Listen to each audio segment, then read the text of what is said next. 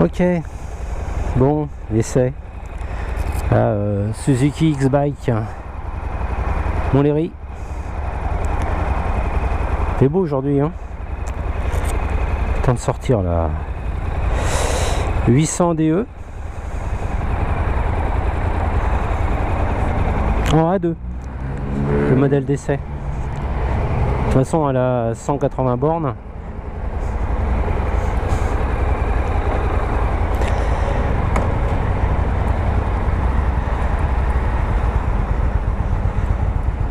Sympa ça.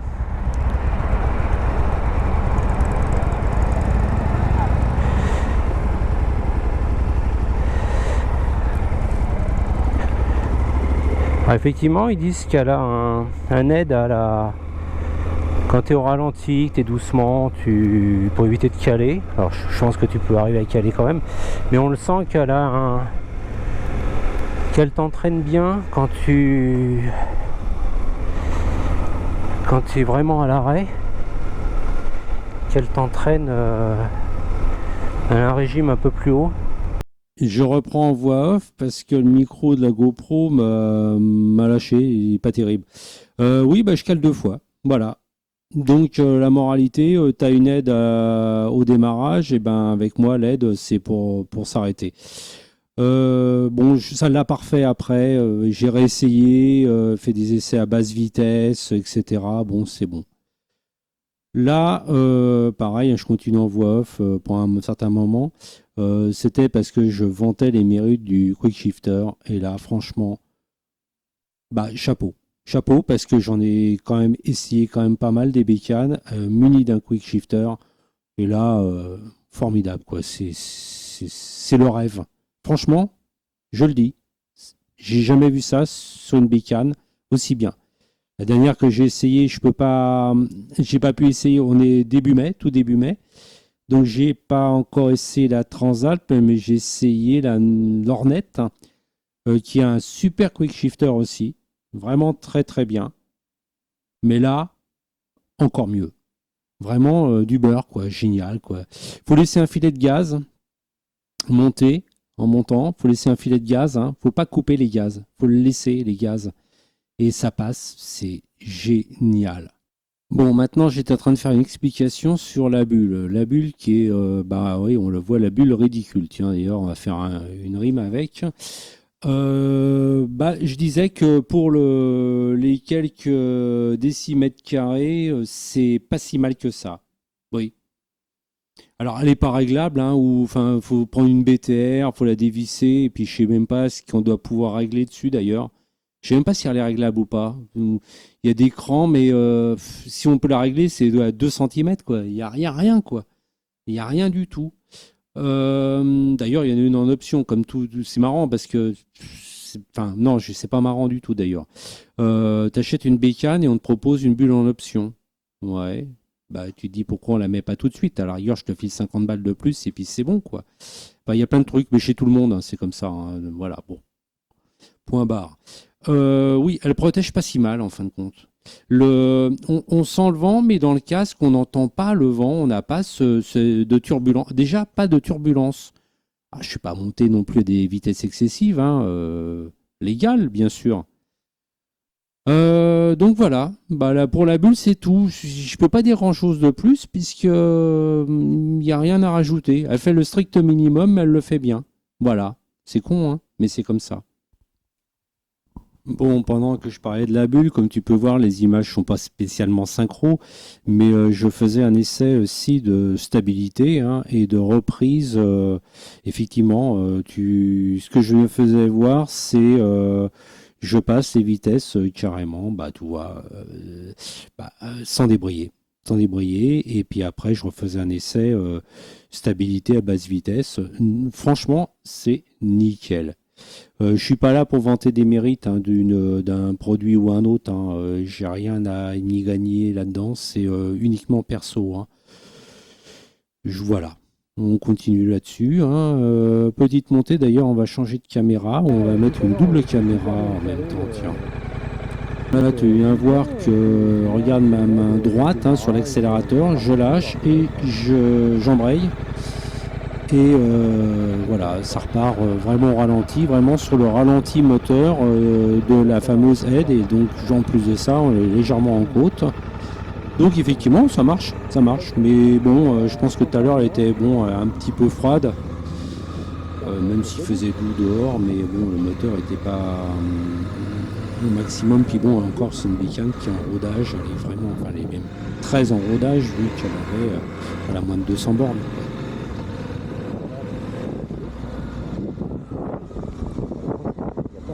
Voilà, on continue là sur notre petite élucubration. Puis bien sûr, je voulais faire une petite montée. Puis voilà le camion poubelle qui arrive. Donc voilà, tu fais un petit peu de off-road. Non, tu te mets un petit peu sur le côté plutôt. Bon, on va enchaîner un petit peu avec mes explications. Je dis bien, ce sont uniquement les miennes, hein, perso. Le compteur, superbe, très lisible, très voyant. J'aime bien quand le rapport de la vitesse engagée est bien marqué, bien lisible. Tu as un bon contour numérique, affichage des km/h impeccable. Et beaucoup d'informations aussi, hein, température de l'eau, température extérieure, c'est sympa, ça peut toujours aider. La tension de la batterie, etc. Il passe en mode jour-nuit automatique et peut-être une cartographie différente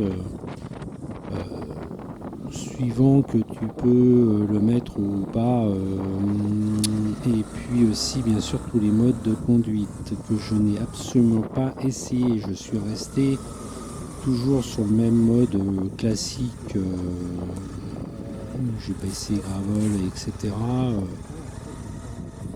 Même si là on voit que j'emprunte un chemin tout à fait légalement d'ailleurs, entre parenthèses, il dessert des maisons, etc. C'est juste comme ça pour essayer suspension, pour essayer de voir comment que ça marche. Bon là c'est juste un chemin et moi personnellement si je fais quelque chose c'est ce genre de chemin, c'est pas du tout terrain, c'est du tout chemin, ça s'explique bien, hein. Donc là on veut bien me mettre en gravel mais enfin j'ai jamais été habitué avec des modes et autres. Moi le mode gravel c'est simple, hein, c'est ta main droite, ton pied gauche, ta main droite et ton pied droit, voilà, hein. Donc pied gauche pour changer de vitesse, oui bien sûr. À noter qu'avec le shifter en étant debout, comme là par exemple, tu peux aisément changer de vitesse sans débrayer, donc t'as toute cette possibilité de le faire. Ça c'est vraiment très bien, elle passe vraiment très bien. Bon, je vais pas vanter tous les mérites, on en a quand même, hein. Mais elle a aussi des défauts, hein. Par exemple, c'est quand même son poids. Là, faut être logique, j'avais un réservoir vide.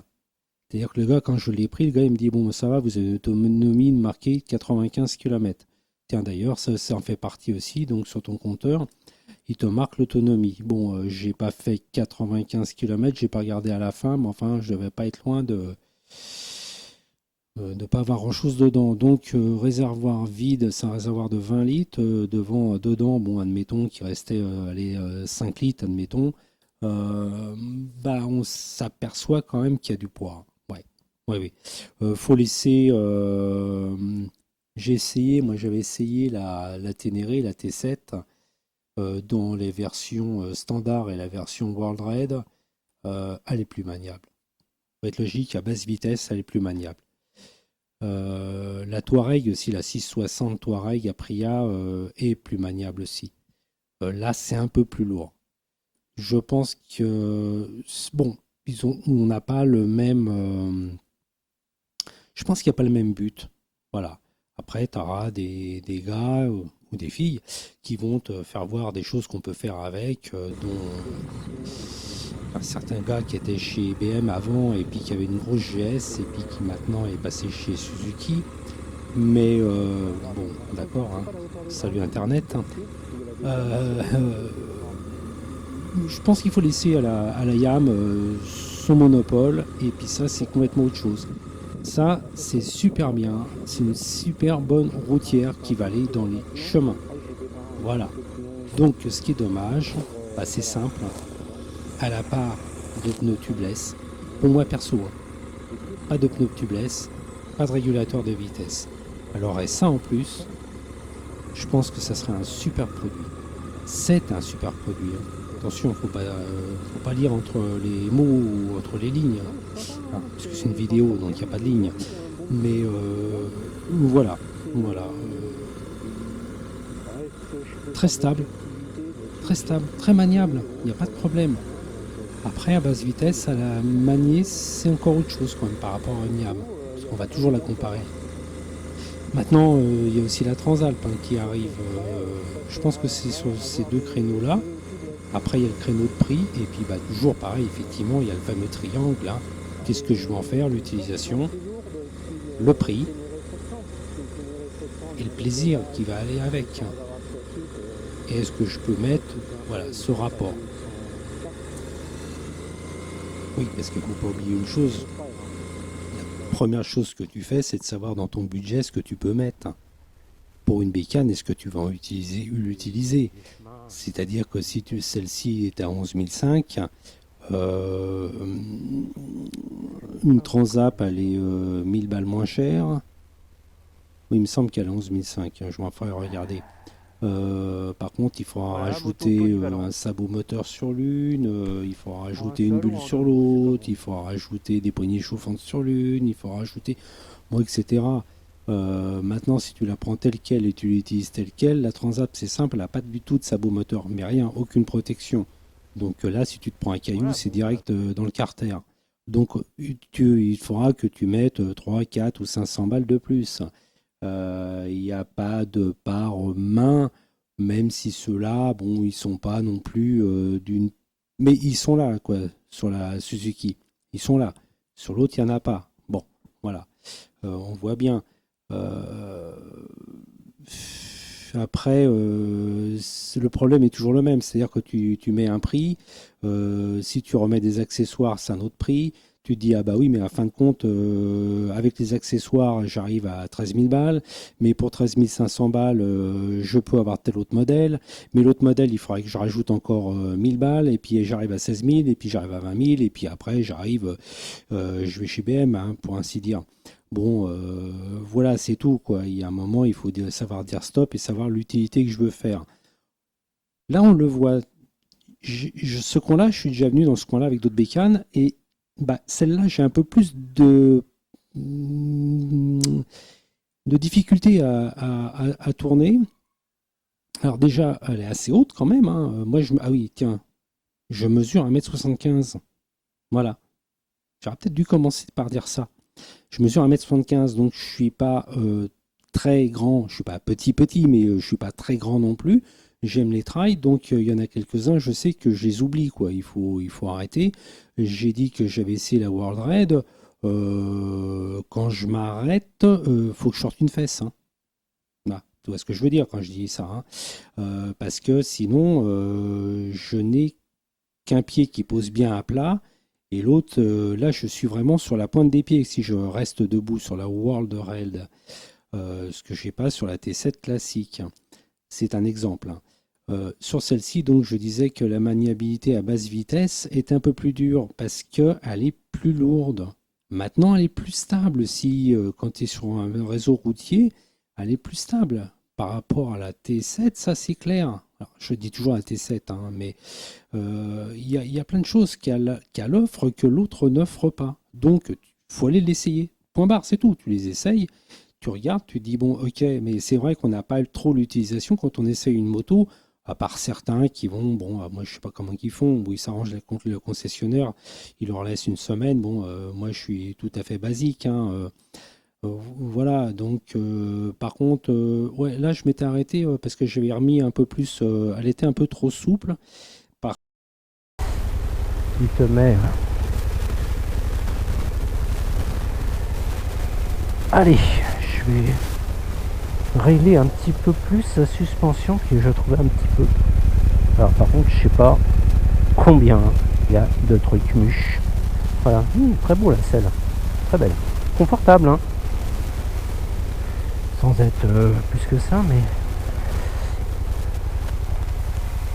bon, c'est pas réglable, hein, ça. Allez, on va repartir. Je peux passer à fond dans la flotte parce que sinon je vais être obligé d'aller au car wash.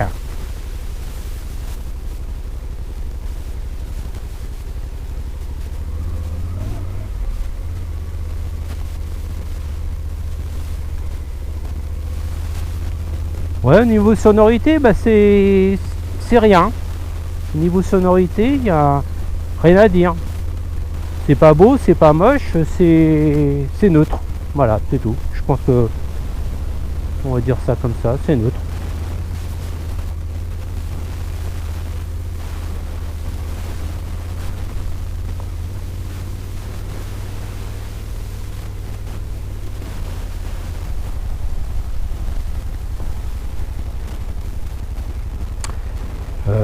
Tac. The first.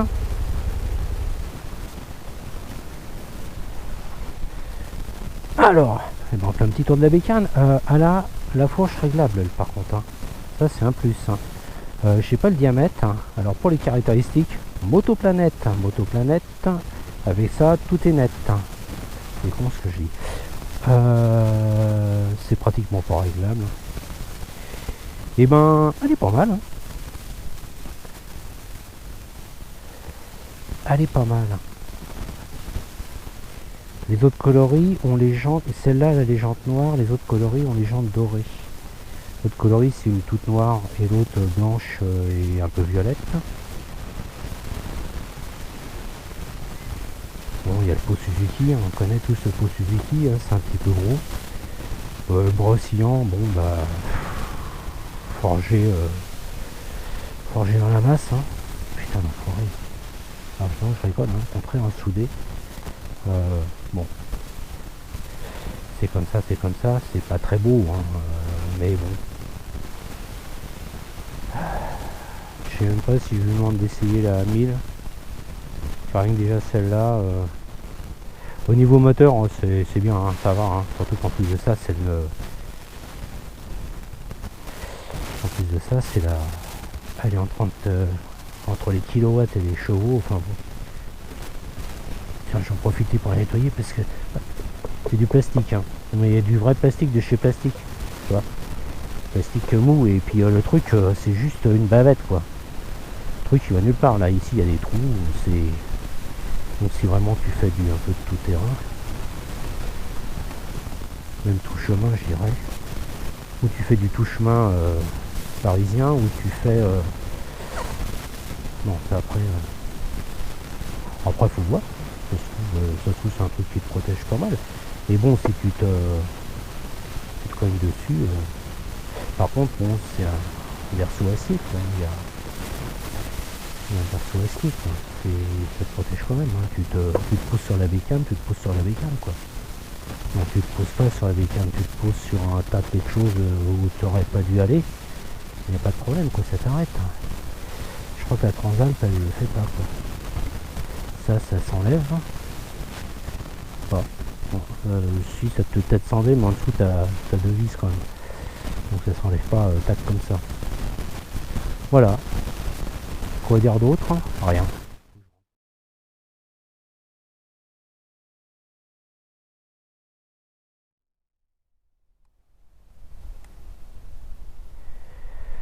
On va attendre que Suzuki. Ouais, c'est quand, ouais. Bon, bah oui, c'est logique. Hein. Ok.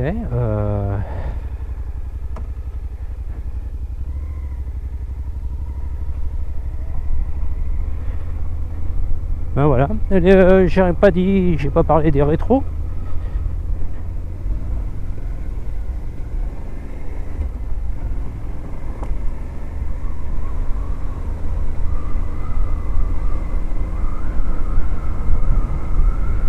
J'ai pas parlé des rétros qui sont très jolis et très efficaces. Et puis voilà, on utilise le quick shifter, toi, correctement, quoi.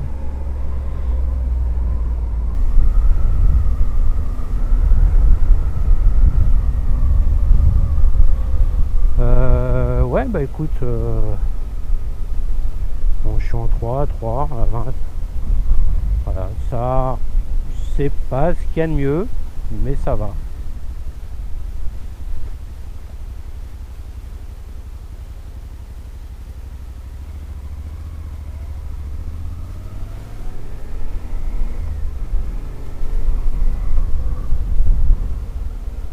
Comme beaucoup, hein, le quick shifter, il passe mieux quand tu as un boîle de même d'accélérateur.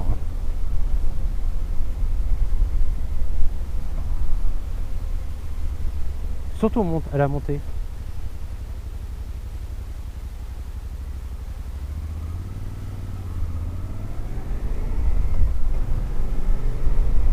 Tu vois, je vais garder, je suis à 4000, tu vois, c'est formidable, tu vois, je viens d'en passer 2, j'en passe 3, allez, et c'est génial, quoi.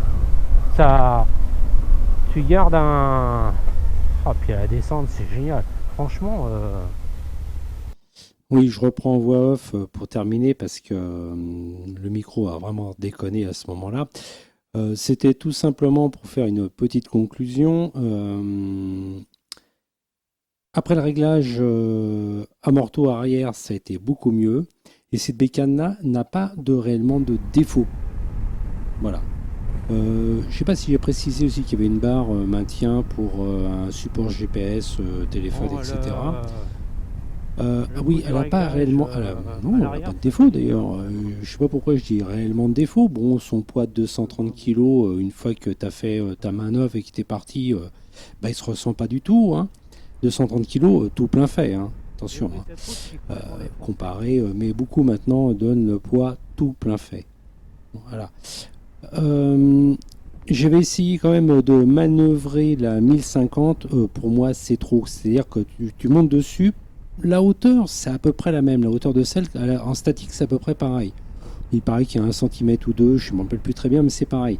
Mais c'est simplement aller sur sa béquille latérale, la 1050, aller sur sa béquille latérale, et puis bah, tu donnes un coup pour la redresser. Quoi. Bah là, j'ai plus de mal.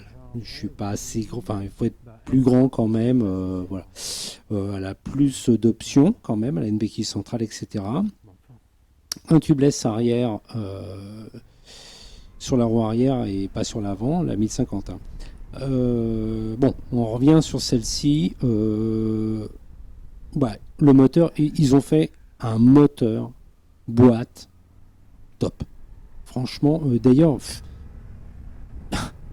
j'ai rien à dire puisque je suis monté dessus, je suis parti, puis c'est tout quoi. C'est comme si j'avais fait, ça faisait des semaines que j'avais cette bécane quoi. Il y a rien qui bouge, c'est stable.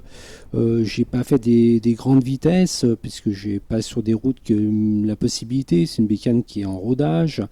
La bulle toute ridicule qu'elle est te protège ce qu'il faut pour la grandeur qu'elle a. Euh,